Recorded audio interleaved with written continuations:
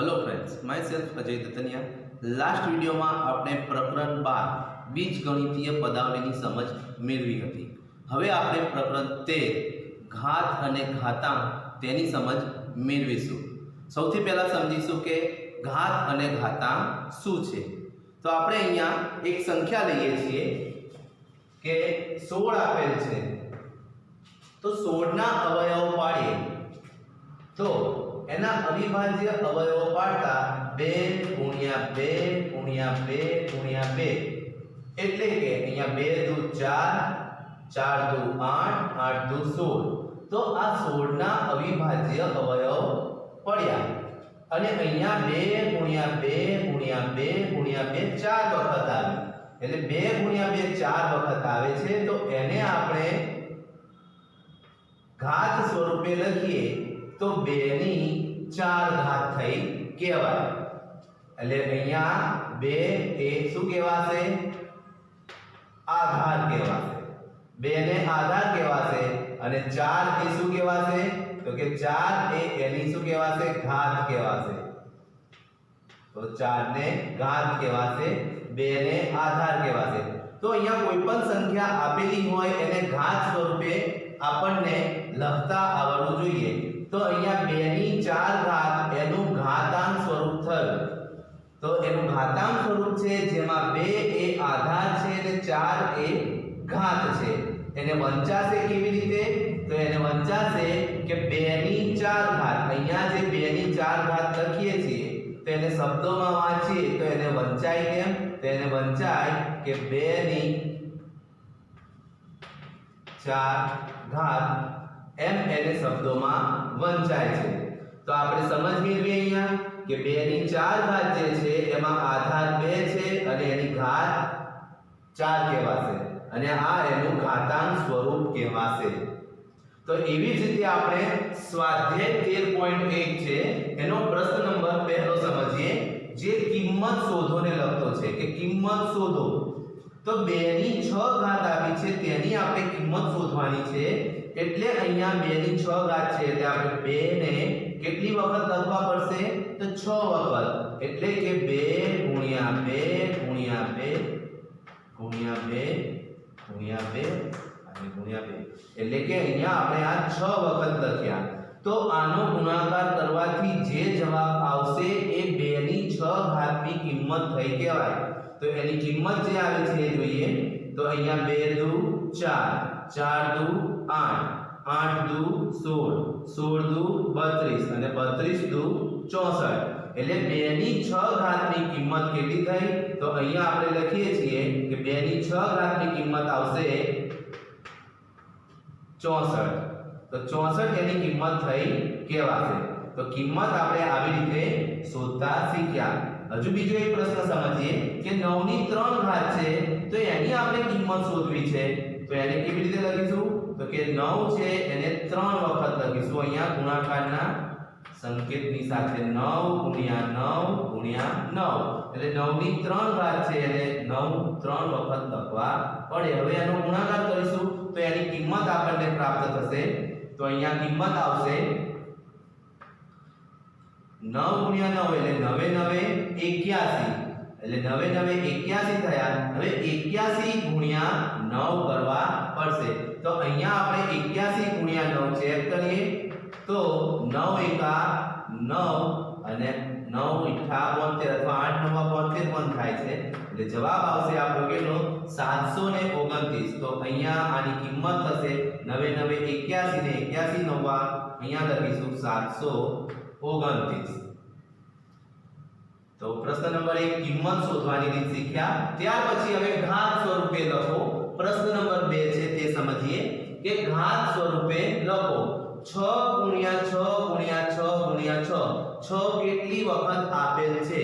તો અહીંયા 1 2 3 અને 4 વખત 6 આપેલ છે, તો એનો જવાબ આપણે લખીશું ઘાત સ્વરૂપે 6 ની કેટલી ઘાત થશે? 6 ની 4 ઘાત। એવી જ રીતે અહીંયા b આપ્યો, ચલ આપ્યો છે, તો અહીંયા b * b * b * b, તો કેટલી વખત આવ્યો છે b? તો કે 4 વખત આવ્યો છે, તો એનો આન્સર આપણે અહીંયા લખીશું b ની 4 ઘાત। તેવી જ રીતે અહીંયા જોઈએ કે 2 * 2 * 2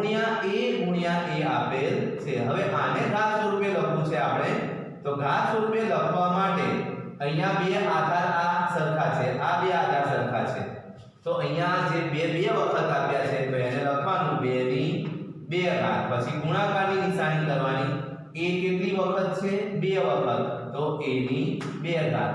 તો આવી રીતે ઘાત સ્વરૂપે લખવામાં આવે છે. તો ઘાત સ્વરૂપ શીખ્યા. ત્યારબાદ હવે આપણે આગળ જે મોટી સંખ્યા શોધી કાઢો, એટલે કે આ ઘાતવાળી બે સંખ્યાઓ આપેલ છે ઘાત સ્વરૂપની, તો એને આપણે બંનેમાંથી મોટી સંખ્યા કઈ તે શોધતા શીખવાનું છે. તો એના માટે આપણે એની કિંમતો શોધવી પડશે. તો સૌથી પહેલા આપણે એનો જે કિંમત થાય છે એ જોઈએ કે 4 ની 3 ઘાત છે, તો 4 ની 3 ઘાત એના બરાબર શું થશે 4 ગુણ્યા 4 ગુણ્યા 4, એટલે કે અહીંયા ગુણાકાર કરીશું તો જવાબ શું મળશે, તો 4 ગુણ્યા 4 16 થશે, 16 ગુણ્યા 4 તો કે 64 કિંમત થઈ.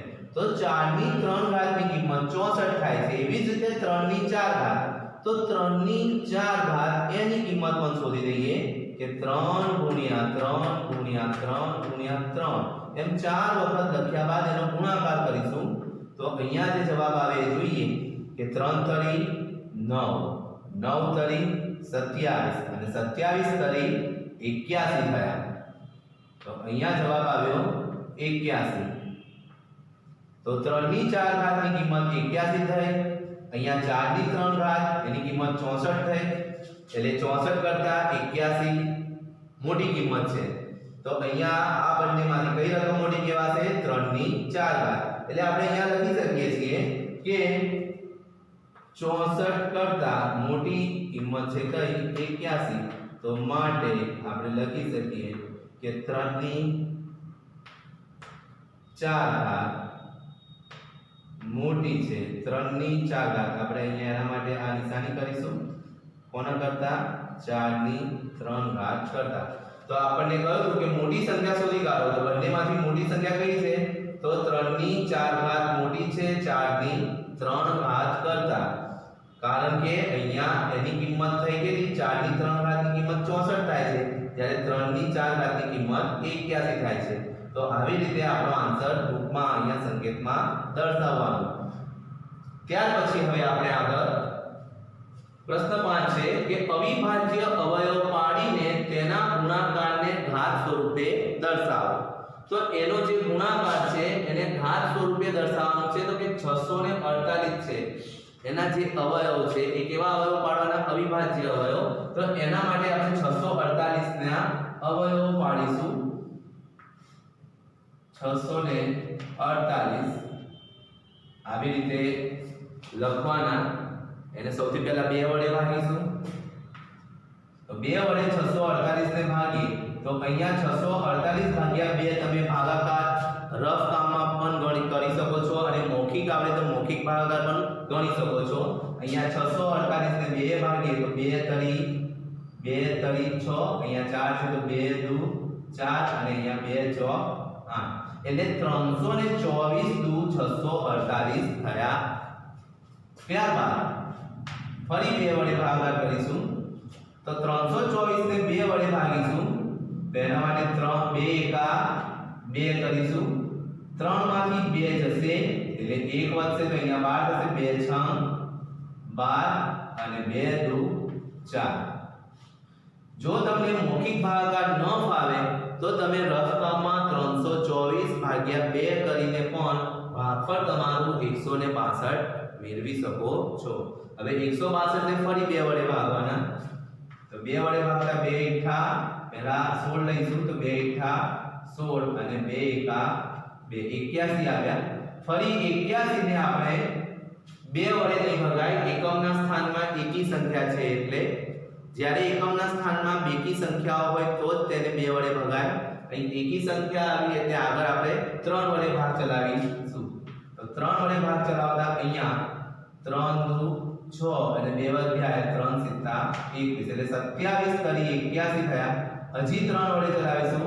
3 નવા 27 અને 3 તરી 9 અને છેલ્લે 3 એકા 3. તો 648 છે એના અવિભાજ્ય અવયવો આ બધા પડ્યા. તો એ અવિભાજ્ય અવયવો આપણે આ સંખ્યાની નીચે લખીશું કે બરાબર કરીને કે જેટલી પણ સંખ્યાઓ છે 1 2 3 3 વખત 2 છે અને 1 2 3 4 વખત 3 આપેલા છે. તો એ સંખ્યાને આપણે અહીંયા દર્શાવીશું. તો અહીંયા દર્શાવીએ એને 2 × 2 × 2 × 3 અહીંયા બાકીની રકમ નીચે દર્શાવીએ 3 × 3 × 3 એટલે કુલ અહીંયા 1 2 3 વખત 2 છે ને 1 2 3 4 વખત 3 છે. તો એને ઘાત સ્વરૂપે લખવાનું કીધું. આપણને કયા સ્વરૂપે દર્શાવવાનું કીધું? ઘાત સ્વરૂપે. તો ઘાત સ્વરૂપે દર્શાવવા માટે અહીંયા જોઈ શકો છો તમે 2 3 વખત છે તો 2 ની 3 ઘાત થશે અને 3 છે 1 2 3 4 વખત છે તો 3 ની 4 ઘાત આવી રીતે આપણે લખવાની રહેશે. તો આ કયું સ્વરૂપ આપ થઈ ગયું? તો જે આ 648 જે રકમ હતી એનું આ ઘાત સ્વરૂપ આપણે લખ્યું છે.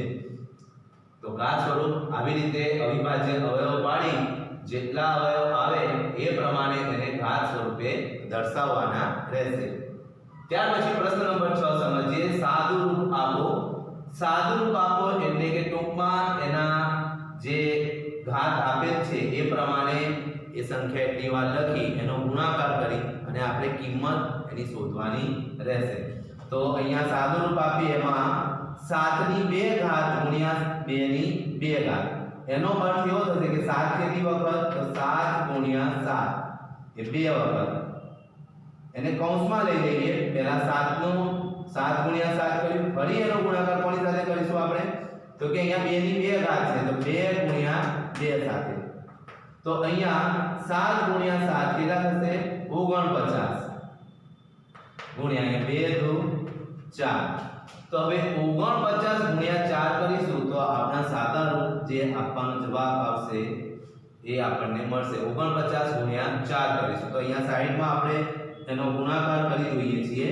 49 ગુણ્યા 4 તો અહીંયા 9 ચોક 36 નો છગડો વધી પડશે 3 ચોક ચોક 16 16 ને 3 તો કે 19 16 ને 3 19 થશે.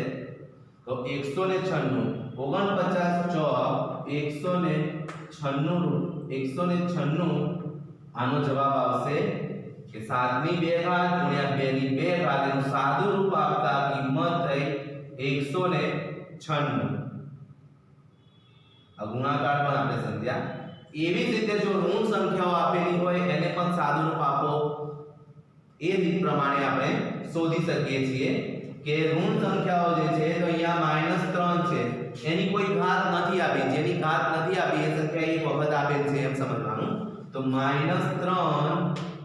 ગુણ્યા અહીંયા -2 ની 3 ઘાત છે એટલે -2 ગુણ્યા -2 ગુણ્યા -2 એટલે -2 ની 3 ઘાત છે. -2 આપણે 3 વખત લખવું પડે. તો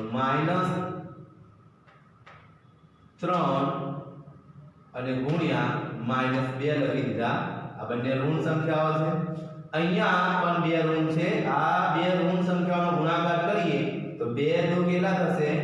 તો 2 ગુણ્યા 2 4 થશે અને બે ઋણ સંખ્યાઓ હોય તો એનો જવાબ કેટલો થઈ જશે? ધન થશે. તો અહીંયા 2 દુ 4 અહીંયા 4 આવી ગયા. એવી જ રીતે આ ઋણ 3 અને ઋણ 2 છે એટલે -3 અને -2 બંને ઋણ સંખ્યાઓ છે.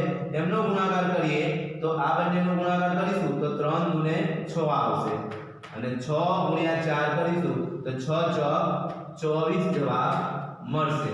તો જે ઋણ સંખ્યાઓ હતી એનું સાદું રૂપ આપવાથી આપણને જવાબ 24 મળશે. તો આવી રીતે આપણે અહીંયા આ ઘાત અને ઘાતાંકમાં સ્વાધ્યાય 13.1 છે જેમાં કિંમત શોધવાની રીત, ઘાત સ્વરૂપે લખવાની રીત, મોટી સંખ્યા શોધવાની રીત અને અવિભાજ્ય અવયવ પાડી અને ઘાત સ્વરૂપે લખતા શીખ્યા. ત્યારબાદ આપણે સાદું રૂપ આપતા પણ શીખ્યા જેમાં ધન સંખ્યાઓ અને ઋણ સંખ્યાઓનું સાદું રૂપ આપતા શીખ્યા. Thank you friends.